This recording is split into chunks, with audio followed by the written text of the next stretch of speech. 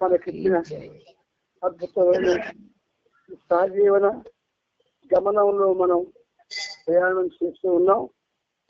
ఈ ప్రయాణంలో ఆయన మనకు ప్రతిరోజు కూడా ఆయనతో కలిసి జీవించే అవకాశాన్ని ప్రసాదిస్తున్నారు. మనం చాలా చాలా అదృష్టవంతులు. అందుచేత ఇంతటి అదృష్టాన్ని పొందిన మనకి కారకుడైనటువంటి ఆ సర్వేశ్వరుడికి మనందరి తరపున, ప్రపంచ భక్త కోటి తరపున 1,000,000,000,000 పాదాభివందనాలను సమర్పిస్తూ ఇప్పుడు మనకిచ్చిన అద్భుతమైన సహజీవన గమనంలో మనం ప్రయాణం చేస్తూ ఉన్నాం.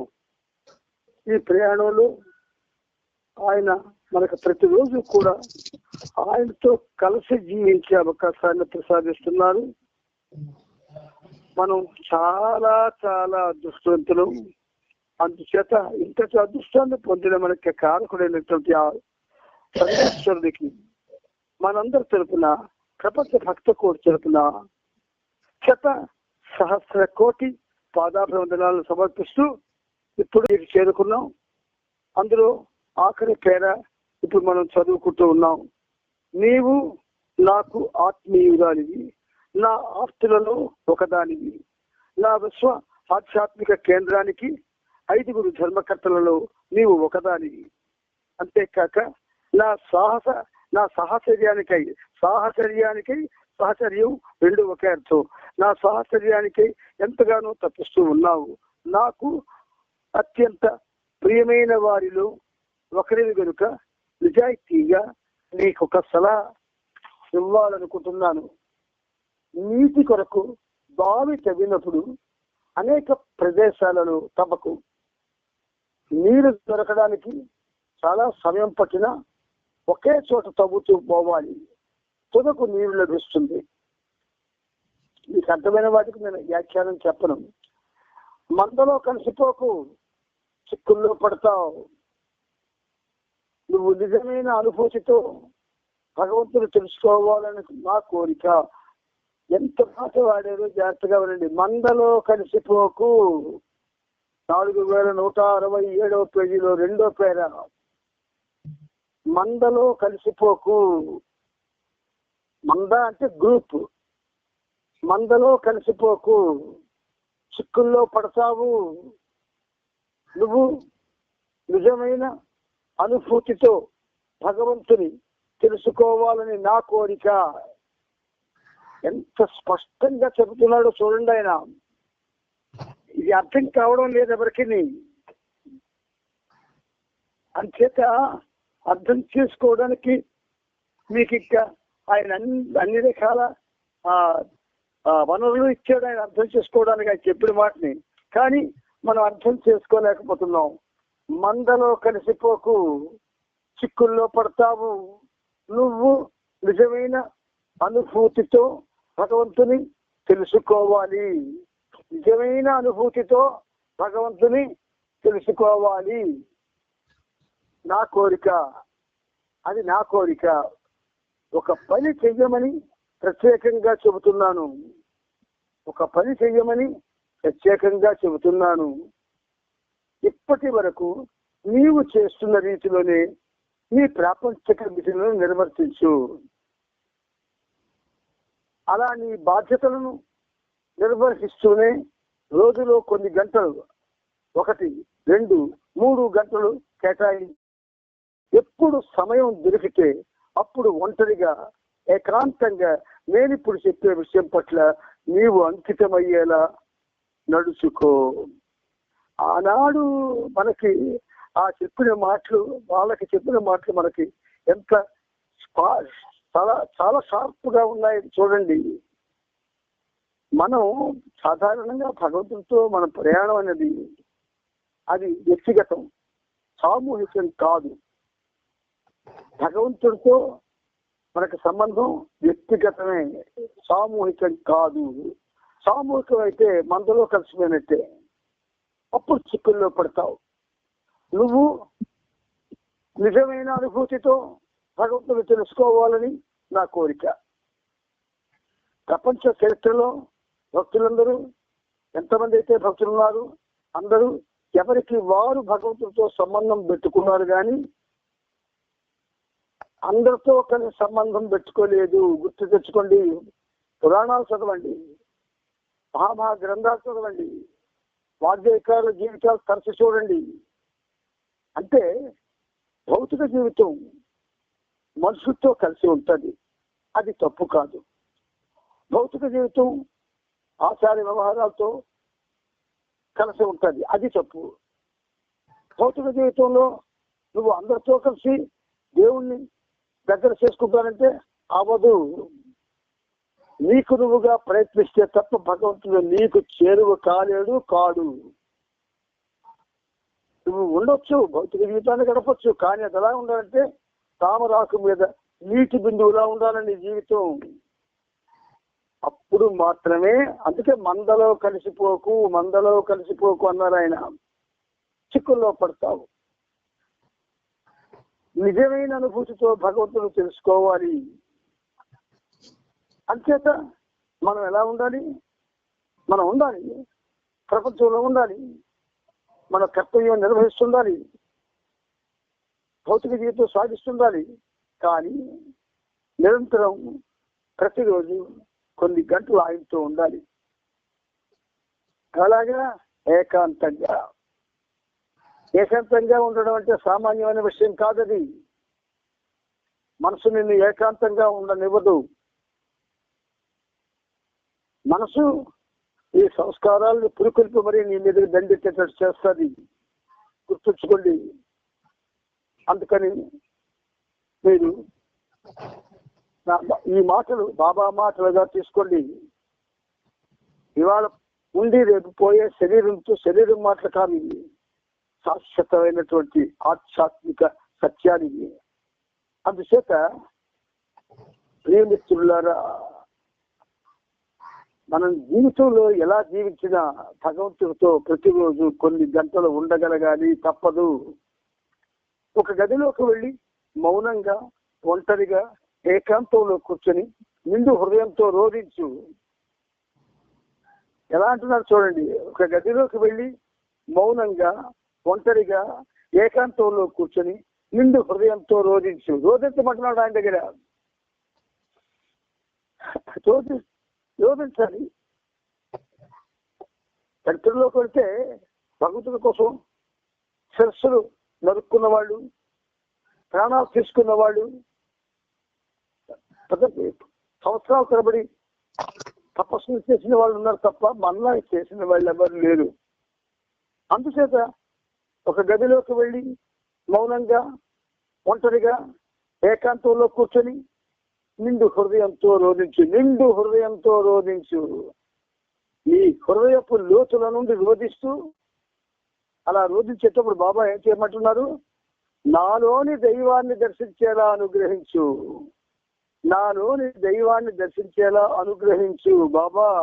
బాబా నాలోని దైవాన్ని దర్శించేలా అనుగ్రహించు. దయచేసి నాకు ఆ భాగ్యాన్ని కలిగించు. మెహర్ బాబా అవతార పురుషుడు. దిగి వచ్చాడు. ఒక ప్రత్యేక పరిస్థితిలో, ఒక ప్రత్యేక కాలంలో సద్గురువులు పిలిస్తే ఆయన వస్తాడు. అప్పుడు ఆయన చేసేది విశ్వమానవ కార్యక్రమం. పూర్తిగా విశ్వమానవ కార్యక్రమంతో ముడిపడే ఉంటుంది. అందుచేత ఆయనలో ఉన్న దైవాన్ని మనం దర్శించాలి. ఆ ప్రయత్నం ఇంతవరకు చెయ్యకపోతే ఇప్పుడైనా చెయ్యండి దయచేసి మిత్రులారా. ఆ ప్రయత్నం చెయ్యకపోతే ఎన్నాళ్ళు మీరు చేసిందల్లా కూడా వృధా అయిపోతుంది. నాలోని దైవాన్ని దర్శించేలా బాబాని అనుగ్రహించమను. దయచేసి నాకు ఆ భాగ్యాన్ని కలిగించమని ప్రార్థించు. ఆ సమయంలో నీలోని దైవాన్ని దర్శించడం తప్ప మరేది అవసరం లేనట్లుగా తప్పించు. ఎంత బాగా చెప్తున్నారు చూడండి. బికాస్ ఆయన భగవంతుడు సాధకుడు కూడా. మానవుడిగా జన్మించి మానవ రూపంలో సంచరిస్తూ దైవీ మానవునిగా అందరికీ పరిచయమై నిరంతరం భగవత్ చిత్తంలో ఉండేవాడు ఆయన. ఆ మౌనం ఎందుకు పాటించాడు అనుకున్నారు బాబా? దేనికి పాటించాడు మౌనం? మనకేమైనా అర్థమైందా? ఆ మౌనం దేనికంటే నిరంతరం భగవంతుడితో ఉండడానికి ఈ రహస్యాన్ని తెలుసుకోలేకపోయాడు. నీకు తెలియజేస్తున్నాడు బాబా నీ మీద ప్రేమ చేత. మనం ఎంతమంది ఉన్నాం? ఒక 2 పుంజీలు 3 పుంజీలు ఉన్నామేమో. మన 3 పుంజీలకి ఇది బాబా చెప్తున్నాడు. అందుచేత ఆ సమయంలో, ఆ ప్రార్థన చేసే సమయంలో నీలోని దైవాన్ని దర్శించడం తప్ప మరేది అవసరం లేనట్లుగా తప్పించు. ఇక్కడ ఒక రహస్యం ఏంటంటే నీలోని దైవాన్ని అని బాబా మాట వాడాడు. అసలు ప్రాచీన కాలం నుంచి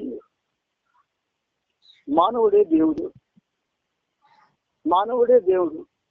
ఎలా వీడు దేవుడు? మానవ రూపంలో ప్రయాణం చేస్తున్నది బాబాయే, భగవంతుడే అన్న విషయం బాబా గాడ్ స్పీక్స్ లో స్పష్టంగా చెప్పాడు మనకి. చేత మానవుడు కాదు, భగవంతుడే. అంచేత నీలోని దైవాన్ని దర్శించడం తప్ప మరేది అవసరం లేనట్లుగా తప్పించు. ఆ కాన్సల్లాకి అంటున్నాడు ఆయన, ప్రియమైన కాన్సల్లా, అలా అప్పుడు తప్పక నన్ను దర్శించగలవు. ఇది నువ్వు పాటిస్తావా? అలా చేస్తే తప్పక దైవాన్ని చూస్తావు. మెహర్ బాబా స్వయంగా ఇలా చేస్తే దైవాన్ని చూస్తావు అన్నప్పుడు ఏ మెహర్ బాబా ప్రేమికుడు కూడా ఇంకొక దానికోసం ఆలోచిస్తాడా? ఇంకొక విషయాల గురించి ఆలోచిస్తాడా? అందుచేత ప్రియమిత్రులారా, చాలా ఉన్నతమైనటువంటి వచనాలు ఇవి చెప్పుకోవడం మహద్భాగ్యం మనకి ఈరోజు. అందుచేత బాబా అంటున్నారు, నీ జీవితం మొత్తం దానిపైనే ఆధారపడి ఉన్నట్లుగా నిజాయితీతో చెయ్యి. నీ జీవితం మొత్తం ఎన్నాళ్ళైతే నీకు జీవించే కాలం ఇచ్చాడు అన్నాళ్ళు కూడా ఆ దేనికి ఇందుకోసం అంటున్నాడు ఆయన. ఏది ఎక్కువ కాదు, ఏది తక్కువ కాదు. భగవంతుని దర్శించే విధంగా నువ్వు దర్శించాలనుకుంటే నేను చెప్పిన విధంగా చెయ్యి. ఆర్డర్ వేస్తున్నాడు ఆయన. మనం బాబా ప్రేమికులుమా? బాబాకి విధేయులుమా? ప్రేమికుడు విధేయత చూపించాలి, లేకపోతే వాడు ప్రేమికుడు లేదా ప్రేమికురాలు కారు కాబోరు. ఇంత స్పష్టంగా నాలోని దైవాన్ని నువ్వు దర్శించు, అలా నన్ను ప్రార్థించు. భగవంతుని దర్శించే విధంగా నువ్వు దర్శించాలనుకుంటే నేను చెప్పిన విధంగా చెయ్యి. కానీ చాలా నిజాయితీగా చెయ్యాలి. ఇక్కడ రాజీకి తాగుండదు. ఒక గంట నువ్వు బాబాతో కూర్చోవాలి అని దాన్ని నిశ్చయించుకుంటే ఆ గంట నువ్వు బాబాతోనే ఉండాలి. ఏ ఆలోచనలు రాకూడదు. ఏ పరిస్థితి కూడా నిన్ను చలింప చేయకూడదు. అందుచేత ఎలా అంటాడు చూడండి, అలా చేసిన వాళ్ళకి ఎలా బాబా అడ్రస్ చేస్తాడు చూడండి. నీవు నాకు అత్యంత ప్రియమైన దానవు. ఇలాంటి ఆడపిల్ల ఆవిడ, ఇలాంటి స్త్రీ.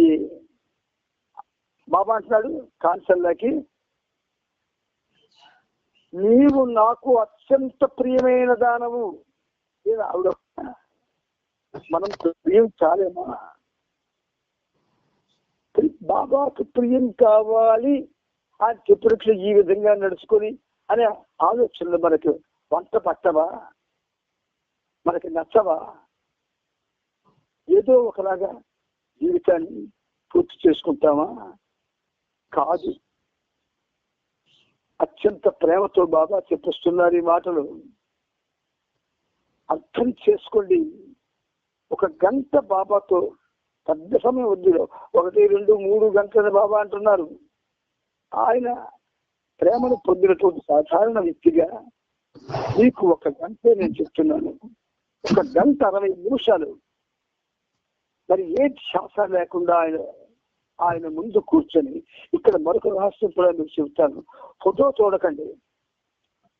బాబాలో భగవంతుడు ఉన్నాడు, కానీ బాబాలో భగవంతుడు ఉన్నాడు అని బాబా అన్నారు. భగవంతుడు సర్వేశ్వరభక్తుడా నిండి ఉంటాడు. కాబట్టి గదిలోకి వెళ్ళి తలుపులు వేసుకొని చిన్న లైట్ పెట్టుకొని బాబా బాబా బాబా బాబా బాబా బాబా బాబా బాబా బాబా బాబా బాబా బాబా బాబా బాబా బాబా బాబా అని ఆర్తితో ఆలోచనలు సైతం నీ దగ్గరికి రావడానికి భయపడేలా, ఆవేదనలు సైతం నీ దగ్గరికి రావడానికి భయపడేలా, ఏది నిన్ను అంటకుండా ఉండేలా ఆ నామంగాన్ని చేయగలిగితే ఈ కెన్సల్లా కాదు, ఆ నొక్కరితే బాబాకు ప్రియురాలు కాదు, ఏమైంది కాదు, నువ్వు కూడా ప్రియమైన దానివి కాగలుగుతావు. ఈ పనిముట్టు కూడా ప్రియమైన పనిముట్టుగా కాగలుగుతుంది. బాబా అంటున్నారు చూడండి, నీవు నాకు అత్యంత ప్రియమైన దానవు, నేను నీకు సహాయం చేస్తాను. అంటే బాబాకి ప్రియమైనదై కావాలి. కృష్ణావతారంలో ముందు కృష్ణుడికి గోపికలంతా ప్రియమైన వాళ్ళు అయ్యారు. గోపికలు ఎవరు? రామావతారంలో ఋషులు, మహర్షులు, వారికంటే కూడా ఉన్నత స్థాయిలో ఉన్న వాళ్ళంతా శ్రీరామచంద్రుడు అవతారం సాధించే ముందు ఆ రాముడి దగ్గరికి వెళ్ళి, శ్రీరామచంద్ర, ఒక్క విషయం నీతో చెప్పడానికి సాహసిస్తున్నాము, రామా మాకు అనుమతి ఇవ్వంటాడు. చిన్న నవ్వులు చెప్పాలంటాడు. చిన్న నవ్వులు అవుతాడు రాముడు. తెలిసిన ఆయనకి చెప్పండి అంటాడు. నీ అందం మమ్మల్ని మోహింపజేసింది. ఋషులు మహర్షులు అంటున్న మాటది. నీ అందం మమ్మల్ని మోహింపజేసింది. దయచేసి మాకు ఈ సాంగత్యం మాకు కావాలి అన్నారు. తెలుసు కదా రామచంద్రుడికి. వెంటనే మీ కోరిక ఈ అవతారంలో తీర్చను. అవతారంలో నేను ఏకపత్ని విరుతుణ్ణి కనుక కృష్ణావతారంలో నీ కోరిక తప్పకుండా నెరవేరుస్తానని వాగ్దానం చేశాడు ఆయన. వాళ్లే ఈ 16,000 మంది గోపికలు. అందుకే వివాహాలైన మొగుళ్ళని ఇంట్లో పెట్టేసి ఆ గృహధర్మాన్ని పక్కన పెట్టి కృష్ణుడు పిన్నెలకర్ర ధ్వని వినగానే పారిపోయేవారు వాళ్ళు. ఇవన్నీ కథలు కావు. భగవంతునికి మానవుడికి ఉన్నటువంటి ఒక అద్భుతమైనటువంటి ప్రేమ సిరులు. అందుచేత నీవు నాకు అత్యంత ప్రియమైన దానవు, నేను నీకు సహాయం చేస్తాను, కానీ చాలా నిజాయితీగా చెయ్యాలి. రోధించు, హృదయపూర్వకంగా రోధించు అంటున్నాడు ఆయన.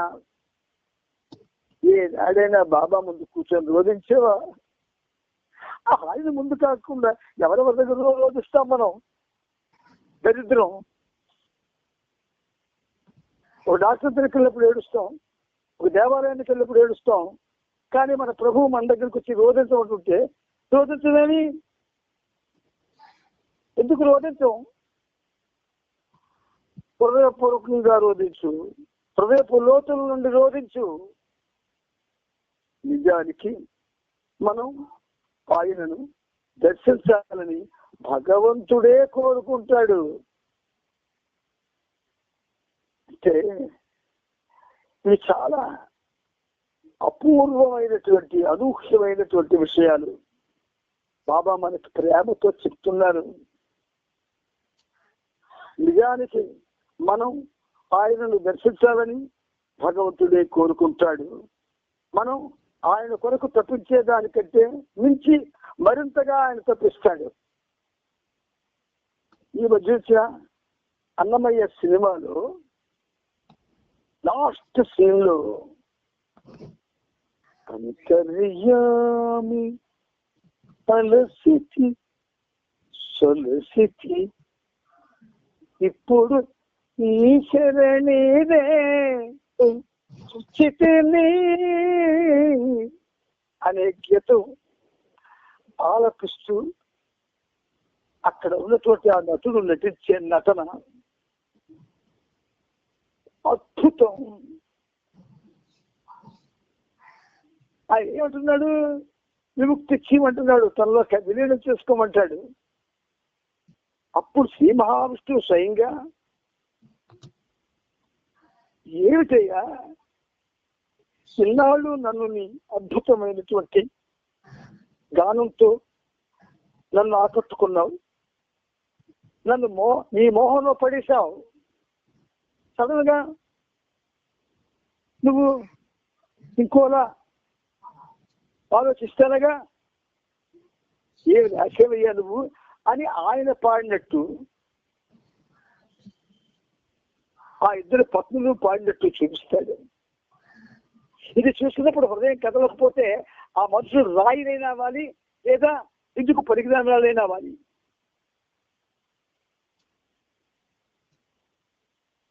నీకు మళ్ళీ నేను లైఫ్ ఇచ్చేస్తాను, రాయి కీర్తనలు రాయి, కీర్తనలు రాయి అంటే అప్పుడు ఆడి అంటే అర్థమయ్యి అంటాడు, కపట నాటక సూత్రధారి అని అక్కడ డైలాగ్ పెట్టాడు. ఆయన కపట నాటకం ఆడు, మనం కపట నాటకం ఆడతాం. ఆ డైరెక్టర్కి పనిచేయక ఆ మాట అన్నాడు. ఆయనలో కపటం ఉండదు, నటన ఉండదు, మనలోనే ఉంటుంది కపటం నటన రెండు. అదే పోషించుకుంటున్నాం మనందరం కూడా. వెనక ఒకలాగా, ముందు ఒకలాగా, నచ్చితే ఒకలాగా, నచ్చకపోతే ఒకలాగా, ఇలాగ మనం ప్రవర్తిస్తాం తప్ప ఆయనలో కపటం నటన నాటకం ఉండదు. అందుచేత రోధించు. మనం ఆయన కొరకు తప్పించే దానికంటే మించి మరింతగా ఆయన తప్పిస్తాడు. అప్పుడు అంటాడు, రాయి ఫుల్ లైఫ్ మళ్ళీ ఇచ్చేస్తాను, కీర్తనలు రాయి, నన్ను అలరించు. నువ్వు రాసిన కీర్తనలు నాకు ఎంతో ఆనందాన్ని కలిగించాయి అని లక్ష్మీదేవి చేత ఆయన కలిసి పాడతారు కొన్ని పాటలు భక్తుడి ముందు. నీ గానం స్టేజ్ మీద ఎవడో వినాలని కోరుకుంటున్నావు. నువ్వు స్టేజ్ మీద వినడం కాదు, నీ ప్రభువు వినాలి. స్టేజ్ మీద విన్న వాళ్ళంతా మానవులు, నీ ప్రభువు వింటే భగవంతుడు. ఎవరి కోసం పాడతావు నువ్వు? ఎవరి కోసం పాడాలి? ఎవరి కోసం బ్రతకాలి? ఎవరి కోసం అవసరమైతే చచ్చిపోవాలంటే ఆ ప్రభువు కోసమే చనిపోవాలి. ఈ అడుగడుగు ప్రేమ నిండి ఉన్నది. బాబా చెప్పాడు, నీ హృదయంలో నేను ప్రేమ కొలను పెట్టాను అన్నాడు ఆయన. ఆ కొలను అలాగే వృధాగా ఉంది. కొంచెం చలించండి. ఎప్పుడు ఒక్కలాగుంటుంది. మంచి పద్ధతి కాదు, ఆధ్యాత్మిక జీవితం కాదు. జీవితాన్ని మనం పావనం చేసుకోవాలి. సరే, గడిపిన నాళ్ళు వయసుగా బాల్యం, యవ్వనం, కౌమారం గడిపేశారండి. వృద్ధాప్యంకి వచ్చినప్పుడైనా నీకు ఆ శ్వాస వద్దా? నీకు ఆ ఆలోచన రావద్దా? బాబాలో ఉన్న దేవుళ్ళని చూడాలనేటటువంటి తహతహ రావద్దా? మనుషులువా, మట్టి బిడ్డలవా? మనం ఆయన కొరకు తప్పించే దానికంటే మించి మరింతగా ఆయన తప్పిస్తాడు. ఇది సత్యం. నాకు తెలుసు. ఆయనను మనం దర్శించాలని ఆశిస్తాడు. నవజీవనం మనం చదువుకున్నాం. అనుక్షణం భగవంతుడిని ఆరాధించాడు ఆయన. అనుక్షణం ఆరాధించాడు ఆయన. మానవ రూపంలో ఉన్న భగవంతుడి కోసం ఎందుకంత తప్పించిపోయాడు? ఎవరి కోసం తప్పించిపోయాడు? ఎందుకోసం తప్పించిపోయాడు? పుస్తకాలు చదవడమేనా? లోతుల్లోకి వెళ్ళొద్దా? అనుభవించవద్దా? పుస్తకాన్ని చదవడం కాదు, అనుభవించాలి. అంచేత ఇది సత్యం, నాకు తెలుసు. ఆయనను మనం దర్శించాలని ఆశిస్తాడు. ఎలా? అత్యంత తపన ద్వారా. చూడండి మార్గాలు ఎలా చూపిస్తున్నాడు. అత్యంత తపన ద్వారా, సాధన ద్వారా ప్రయత్నించు. అత్యంత తపన, సాధన. ఇంతవరకు బాబా ప్రేమికులు ఎవరు చెయ్యలేదు, చెయ్యరు.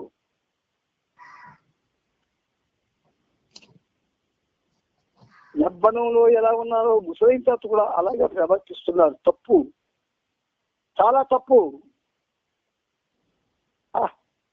తెగింది నోడికి ఏదో డాష్ అని ఉంది, అలాగే అలాంటి వాళ్ళతో నేను మాట్లాడడానికి నాకు నచ్చదు కూడా. అందువల్ల మిత్రులారా, ఆయన భాషణ కాదు, ఆయన ఓదార్పు. ఆయన మనల్ని ప్రేమిస్తున్నారు కాబట్టి ఇంత బాధపడుతున్నాడు ఆయన. మనం ఆయన్ని ప్రేమించలేదు కాబట్టి మనస్తోచినట్టుంటున్నాం.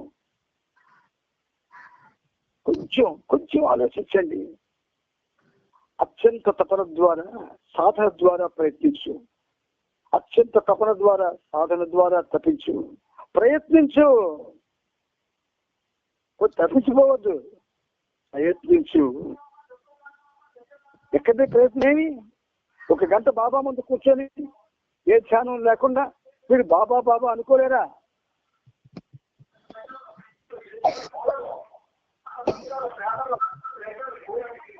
అత్యంత మిత్రులారా, కాలం చాలా విలువైంది. ఎవరు ఎప్పుడు ఏమవుతారో తెలియదు. ఇప్పుడు ఈ పనిముట్టు పరిస్థితి బాగులేదు, హాస్పిటల్కి వెళ్ళాలి. కాబట్టి రేపు మళ్ళీ మీకు చెప్పే అవకాశం ఇస్తాడో లేదో తెలియదు. కాబట్టి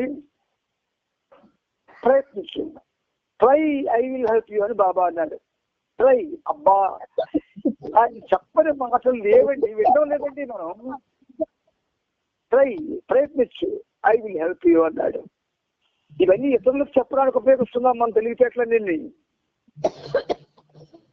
మన తపనకి, మన సాధనకి ఉపయోగపడే మాటలు చెప్పాడు ఆయన. నువ్వు కనుక నిజాయితీగా హృదయంలో బాబాను నువ్వు కనుక ప్రయత్నిస్తున్నారు కదా, నీవు కనుక ప్రయత్నిస్తే ఆ తపన నీకు లభిస్తుంది. ఒక ఖచ్చితంగా చెప్తున్నాడు ఆయన, లభిస్తుంది అని. మనం ఆయనను ఈ జన్మలోనే ఈ శరీరంతో దర్శించాలి, ఈ జన్మలో ఈ శరీరంతో దర్శించాలి అంటున్నాడు ఆయన. 84 లక్షలు చెప్పేశాడు కదా మనకి రహస్యం. అందుకని గొప్ప ధీమాగా ఉంటున్నాం.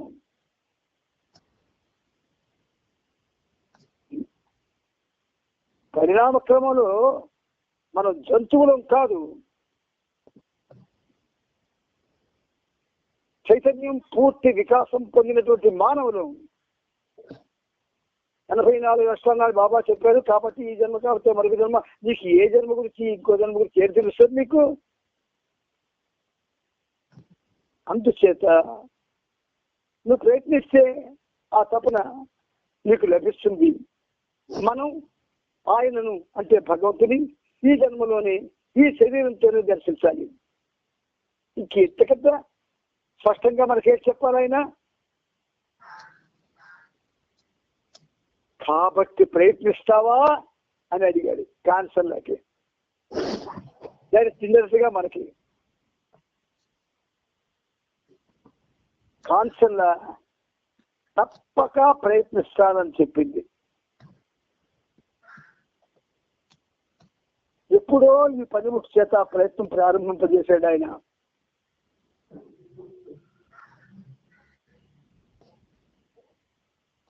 రుచి చూసింది ఈ పనిముట్టు. అందుకే మీకు ఎంత ఖచ్చితంగా స్పష్టంగా చెప్పగలుగుతుంది.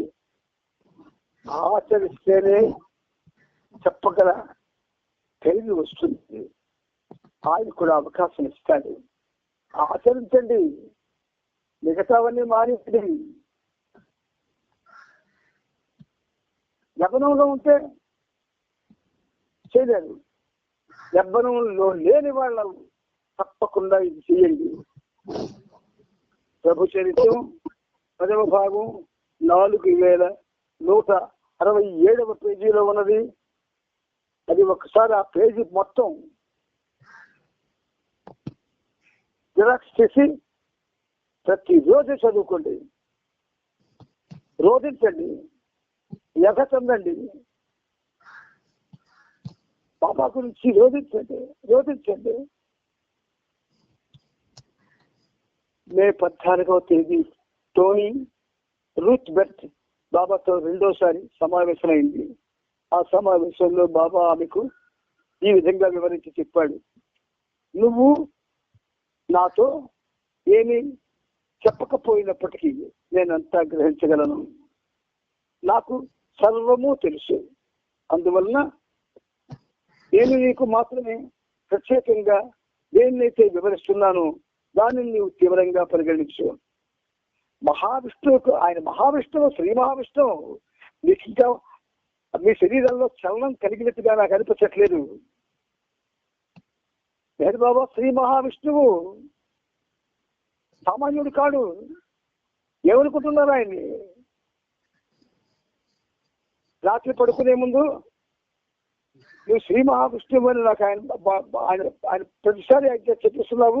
ఒక్కసారి నాకు కనిపించిన కళ్ళు మూసి ఆ ధ్యాసతో పడుకోండి, కనబడతాడు.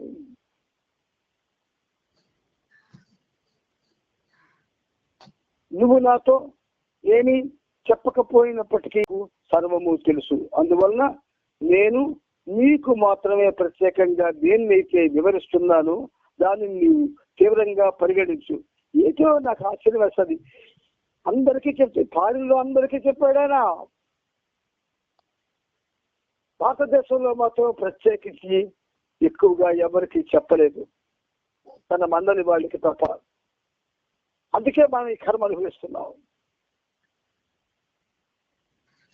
తల నిలిచిన తాతలు కూడా ఈ విషయాలు మీకు చెప్పరు. వాళ్ళకి పాట కావాలా, మనకి పాట కావాలా? వాళ్ళకి ప్రైవేట్గా అంటే వాళ్ళకి ఏమిటంటే ఈ డాన్సులు తైతక్కలు కావాలా, మనకి డాన్సులు తైతక్కలు కావాలా? వాళ్ళకి విందు భోజనాలు కావాలా, మనకి విందు భోజనాలు కావాలా? ఇది ఆధ్యాత్మిక జీవితమా? ఆధ్యాత్మిక పేరు పెట్టుకొని చేస్తున్నటువంటి నాటకమా? నేను నీకు మాత్రమే ప్రత్యేకంగా ఏమైతే వివరిస్తున్నానో దానిని నువ్వు తీవ్రంగా పరిగణించు. నీకు నేను చాలా స్పష్టంగా వివరిస్తాను. దానిని నువ్వు పూర్తిగా గ్రహించినట్లయితే మళ్ళీ నీ వెన్నటికి సందిగ్ధంలో పడవు. ఇక మీకు అనుమానం వస్తుంది, ఈయనొక్కడే ఇలా మాకు చెప్తున్నాడు, నాకెవరు ఇలా చెప్పడం లేదని. ఎందుకు చెప్తాను?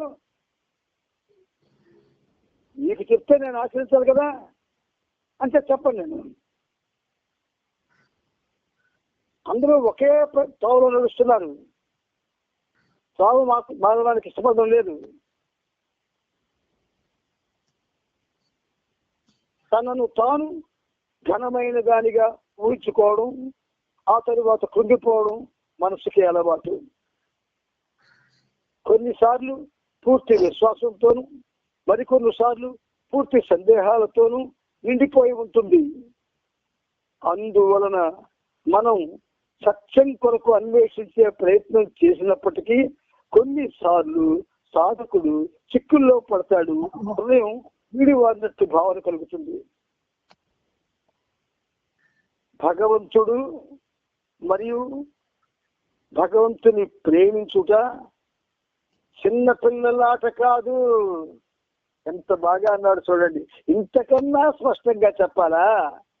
భగవంతుడు మరియు భగవంతుని ప్రేమించుట చిన్న పిల్లలాట కాదు. ఇది నీవు బాగా అర్థం చేసుకోవాలి. చిన్నపిల్లలు గడికొక ఆట ఆడతారు, గడికొక ఆట. మనం పెద్దవాళ్ళు మనం ఆడితే మనం లేకనాలి. నువ్వు ఇది బాగా అర్థం చేసుకోవాలి. భగవంతుడు చిన్నపిల్లలాట కాదు. నిజానికి అది బడబాగ్ని పూరితమైన మహాసాగరంలో మునగడం వంటిది. సముద్రంలో బడబాగ్ని వస్తుంది. అంటే మన భారతదేశ సముద్రాలలో కొన్నిట్లో మాత్రం బడబాగ్ని తగులుతూనే ఉంటుంది. అంచేత నిజానికి అది బడబాగ్ని పూరితమైన మహాసాగరంలో మునగడం వంటిది. భగవంతుని తప్ప మరి దేనిని కూడా జీసస్ గా తీవ్రంగా పరిగణించలేదు. జీసస్ తీవ్రంగా పరిగణించలేదు. భగవంతుని తప్ప మరి దేన్ని జీసస్ క్రీస్తు తీవ్రంగా తీసుకోలేదట. ఈ పనిముట్టు ప్రాణంతో ఉన్నంతకాలం మీకు తెలియదు ఈ మాటలు. ఈ ప్రాణాన్ని ఆయన తీసుకున్నప్పుడు మీకు తెలుస్తుంది. ఈ ప్రాణి చేత రాయించినటువంటి గీతాలు, ఈ ప్రాణి చేత చెప్పినటువంటి మాటలు తలుచుకుంటారప్పుడు గ్యారంటీగా తానే పరమాత్మని అవతారమని, ఆ భగవంతుడితో తాను ఒకటే ఉన్నాననే అనుభూతితో భగవంతుడి పట్ల మాత్రమే శ్రద్ధ వహించేవాడు క్రీస్తు, జీసస్ క్రీస్తు. మిగిలిన విషయాలను తేలిగ్గా తీసుకునేవాడు. ప్రేమావతారంలో ముందుగా వచ్చింది క్రీస్తుగానే. ఆ తర్వాత బాబా వచ్చాడు. ఆయన చాలా ఉదారమైన హృదయం గలవాడు.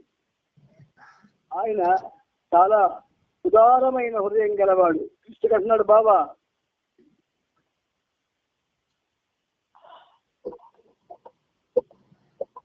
ఇది మళ్ళీ మరొకసారి చెప్పుకోవాలా? కానీ మరి ఈ పనిముట్టుకి ఆయన ఒక విధంగా పరీక్షలు పట్టొస్తున్నాడు. అందుచేత మిత్రులారా, మనందరం బాబాతో, ఆయనలోని దేవునితో సంబంధం పెట్టుకోవాల్సి ఉన్నది. ఎవరికి వాళ్ళు రోజుకి కొన్ని గంటలు బాబా నామం చేయవలసి ఉన్నది. ఇది ఆయన చూపించిన మార్గం. సాక్షాత్తు శ్రీ మహావిష్ణువే మేరు బాబా రూపంలో మనకి అందించినటువంటి ఒక అద్భుతమైన అవకాశం. వృధా చేయకండి కాలాన్ని. ఆనందం కోసం ఆక్రోశించకండి. రకరకాల అంటే ఉత్తేజపరిచేవి, ఉత్సాహపరిచేవి మనం ఎప్పుడైతే కోరుకుంటామో మన జీవితం నాశనం అయిపోతుంది. ఇది నిజం.